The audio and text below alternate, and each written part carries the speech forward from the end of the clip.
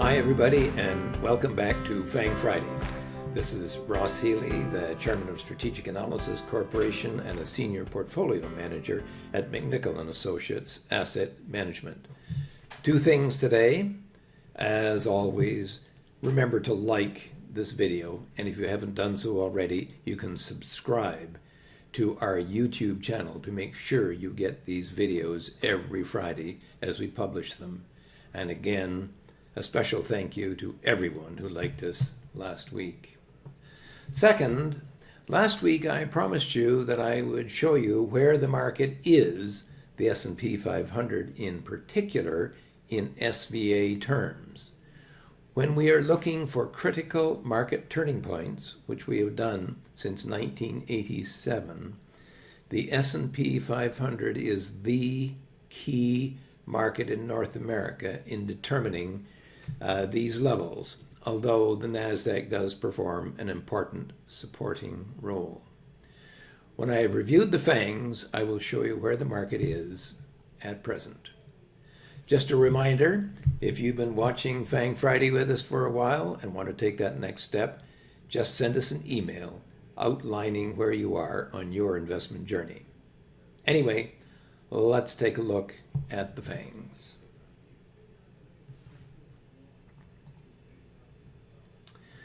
We'll start off with Facebook, because Facebook actually had reached up to its previous market peak at its bubble price. That, by the way, is 7.4 times book value, but it had done back in 2018, and it was there again. And you'll remember that I said that I was pretty sure that it would be very difficult for the market, for Facebook to actually get through that level. And if you want to take a look at it sort of up close and personal, here is the 3-month chart, just to show you exactly where it hit. And now it's now setting back, as indeed we thought that it would. The second stock of the FANGs that reached its target was Apple. And of course, after Apple had promised that they were going to have a share split, the stock broke out immediately, and over the past 1, 2, 3, 4 weeks has had a nice run up to its HB5. However, having reached a major market turning point, the market has indeed set back. And finally, Alphabet. Now, as I had warned you, Alphabet was not able to reach its MSG price. That's 5.5 times book value. And indeed, what I've shown you here over the past few years is a picture of of Alphabet, and it just never seems to get there. However, I do want to stop for a moment and just take a look at each of those events, because you'll see it rose, set back, and then sort of tested that top again. Did the same thing back here in 2018, and again it did the same thing in early 2020. Now, the stock may well do exactly the same thing again. Note, however, that after each of those events, okay, there was a fair market setback, or at least a fair stock setback of Alphabet then. So this may be a harbinger of lower prices ahead, although perhaps there might be a test of that high. Now, those are the stocks that reached our target. What about the rest of the stocks? Well, the rest of the stocks, led by Amazon, had hit targets and had actually broken out. However, very, very recently, with the market weakness, the stock has set back, Amazon has set back to and below the HB4 price. That's 20 times its book value. That's fairly unusual because typically when we get a breakout, we expect the stock to pull back to the break point, but not below. This time, Amazon has fallen below that level, as, by the way, has Microsoft as well, which also broke out and is pulling back. Now, compare Microsoft recently with what it was back in 2019. And those of you who have been with me for some while will remember what happened back then. Hey, remember, we had a number of months in which the stock just pounded and pounded against the ceiling and then finally broke out and ran. This time, the stock looks as if it's trying to break out, but this is what we call sloppy trading, sloppy and indecisive trading. And I am therefore somewhat less confident, and especially, by the way, given where the stock market is today. Finally, well, no, not finally, Netflix, our third stock that has tried to break out. This stock is just a conundrum, an annoying conundrum, because it keeps trying to break out over its HB4 and failing. And indeed, it struggled and struggled and struggled against that level, which, by the way, is 20 times its book value, and hadn't been able to do before. It still looks as if it's struggling to do that.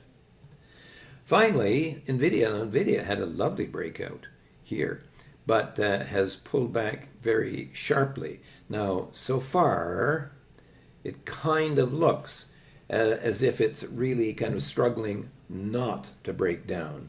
But today, I will tell you that the stock is now about $20 below its HB4 price, which is 20 times book value. And therefore, we are somewhat concerned about that situation there. So, in all, 3 stocks reached turning points. Facebook had a beautiful uptrend, reached our upside target, its old high at the bubble price. But so far, that's been it. And the score is, as I said last week, mathematics 1, hopes and dreams for higher prices, nothing. Apple split, ran up to its HB5, but is setting back now.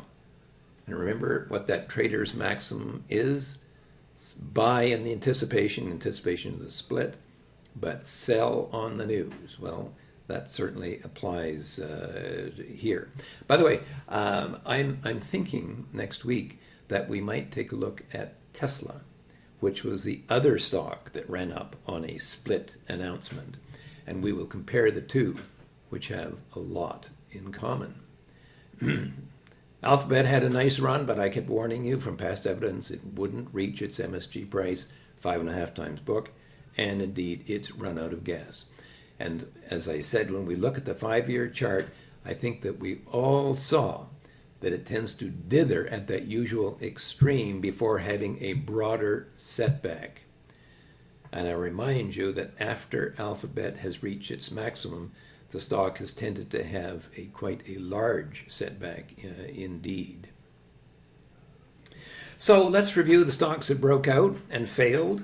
Amazon broke out at 20 times, was looking increasingly positive, but the pullback has been a little disconcerting, although I suppose not particularly surprising given where the market is, as we'll see in a moment.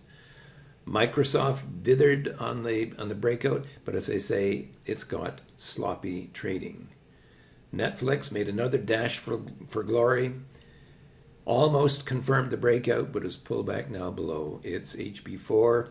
And 2 weeks ago, with that strong breakout of NVIDIA, I said at the time that if I were thinking of buying the stock in the breakout, I'd be inclined to see what happened on the pullback before motoring on.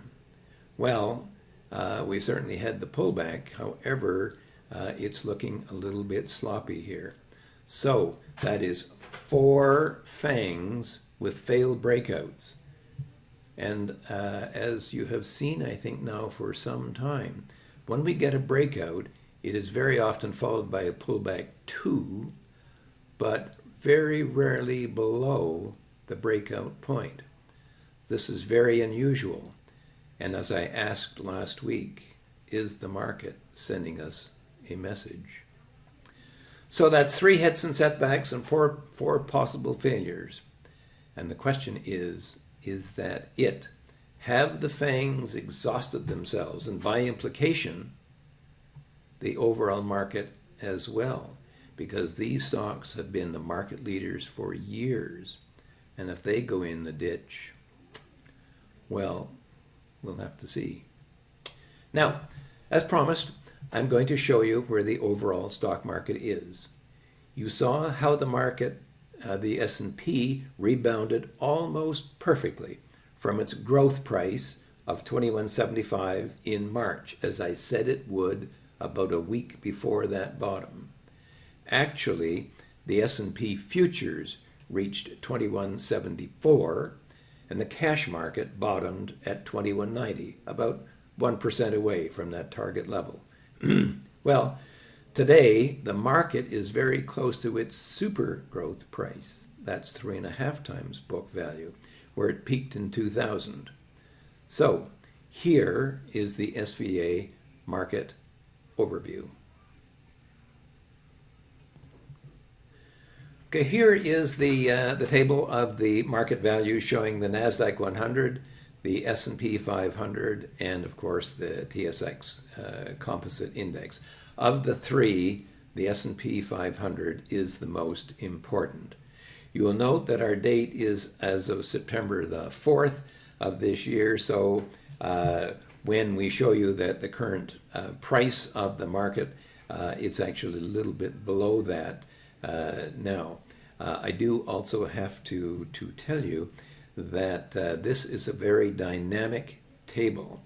So every week, every month, as we get more and more balance sheets in, or new balance sheets in, these values tend to change. So it's very useful to be able to follow this, certainly, if not in real time, but fairly close to that. Anyway, what I want to point out to you is a few things. First of all, the fair market value, okay, that's the third line here, is 28.25. Now, if we go back to the year 2000, that's when the Standard & Poor's 500 peaked at its super growth price. And the super growth price I show below, down here, the nearest ceiling, 36.89. Okay, so we have a little way to go to get to the super growth price. Unlike 2000, however, okay, the fair market value and the super growth price were the same. This time around, they're not. And that's a little bit of dissonance that really calls into question whether the market would be able to get beyond the super growth price, if indeed it's able to get there. Now, usually, when we have a clear market sell or a clear market buy, the NASDAQ and the Standard & Poor's 500 line up together. Now, right now, as you can see, there the NASDAQ has about 18% to get to its next highest level, which is its high bubble 1, HB1, which is 10 times book value here. Whereas the S&P has about, well, 7.66 times to get to its next break point. Now, if you adjust those two numbers, however, for the relative betas of the NASDAQ versus the S&P, they're about the same. Okay, the NASDAQ is a little over 2 times the beta of the S&P. So we would call it say that these two markets are pretty much in sync with one another. Anyway, we are watching this number very carefully. Recently, the Standard & Poor's 500 has reached as high as 35.88. So that is fairly close to the super growth price. In fact, it's only about 2.5% away. And as we saw at the market bottom at its growth price, the cash market actually missed my target by about 1%. It's going to be interesting this time around to see whether it is the actual super growth price or a kind of a near miss that is important. And the reason that I say that is when I look at the FANG stocks, okay, and I see 3 peaks and 4 sloppy, the sloppy trading of 4 of the other stocks, I kind of wonder if we are getting a very strong message that we are either at or even we have maybe even seen the peak. I personally don't think so. In the past, I have noted that those targets have been hit with quite a bit of accuracy historically. However, I think we are going to take our cues from the FANGs very, very closely because they may be telling us a lot about the market. Anyway, I would have to say that what does that mean? It probably means that now is the time for you to take a hard look at your portfolio and see what your stocks are telling you. Okay, we're seeing what the FANGs are telling us, and now what are your stocks saying, as we may well be close to something important. And you might want to take the next step in your investing journey, therefore, and find out, as so many have over the past few months. If so, send us an email at info@strategicanalysis.ca. Clients get a lot of benefits, including access to 3,000 charts in North America, also regular commentary, trade ideas, and weekly webinars where we go into the nitty-gritty details of how to use the charts to become a better investor. We also like to keep our clients abreast of key market turning points, especially when they are very near at hand. Now, when you sign up, I will personally take you through a one-on-one video conference and show you how to use it to become a more confident and profitable investor. If this sounds like something that is in line with your goals, well, let's take the next step together. For now, this has been Ross Healy, the chairman of Strategic Analysis Corporation and a senior portfolio manager at McNichol & Associates Asset Management, reminding you that nothing, including investing and even market timing, is difficult if you have the right tools. I'll see you next week.